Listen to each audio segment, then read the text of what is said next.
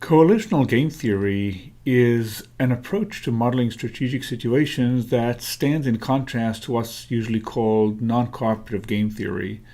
And in fact, coalitional game theory is often called cooperative game theory. The names are a little misleading, and I'll get back to that in a moment, but let's first speak about what situations does coalitional game theory try to model. You may recognize these two fine-looking gentlemen. The person on the left is David Cameron, Prime Minister of Britain, and to his right, as we look at it, his left, as they sit, is Nicholas Clegg, his coalitional partner. Now, here are two political rivals who nonetheless come together, and presumably there's a reason. There's something where they can accomplish together that they cannot accomplish alone. In particular, in this case, command a majority in the parliament. And so that's a classical example where a coalition forms. In fact, we usually, when you think about coalition, we think about political parties. But coalitions form not only in politics, they certainly form in business. So the WIND coalition is the coming together of a number of firms in the United States to promote the joint agenda of wind energy, turbines and such.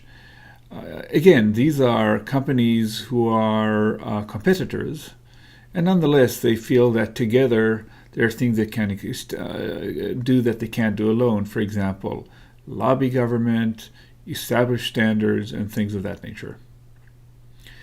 Now, coalitions aren't always among organizations or parties or firms or heavyweight things. We as individuals routinely come together to accomplish things together, whether it's to enter in marriage or, for example, build a house. When you have a carpenter, an electrician, and a painter that come together, they together can accomplish something that they can't on their own. Now, the mere fact that people come together doesn't mean that their interests are aligned or that they bring the same amount of value to the coalition they've formed.